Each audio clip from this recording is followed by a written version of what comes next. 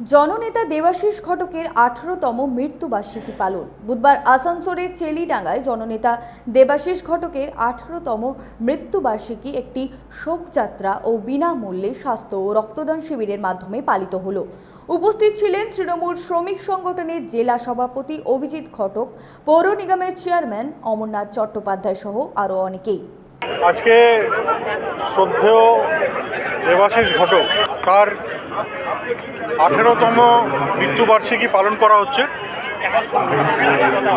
2006 সালে ডিসেম্বর মাসে 27 তারিখে তিনি আমাদের ছেড়ে চলে গেছিলেন এবং আসানসোলের মানুষ একজন সত্যিকারের সমাজসেবীকে হারিয়েছিলেন। তিনি সমাজের সর্বস্তরের মানুষের পাশে থাকতেন।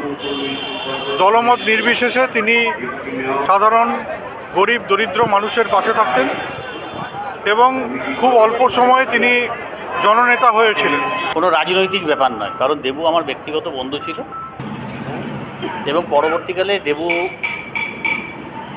এই মরে যাওয়ার পর থেকে তার মৃত্যুবার্ষিকীটাকে অভিজিৎ ঘটকের নেতৃত্বে যেরকমভাবে চালিয়ে নিয়ে যায় এবং তার যে কর্তব্যটা ছিল যে মানুষের সঙ্গে থাকবে এবং মমতা ব্যানার্জির আজকের যে আদর্শ মানুষকে সঙ্গে নিয়ে চলতে হবে, এই বাস্তবতার মধ্যেখান দিয়ে মৃত্যুবার্ষিকীটাকে পালন করা হয়। আসানসোল থেকে সঞ্জয় যাদবের রিপোর্ট, 99 নিউজ বাংলা।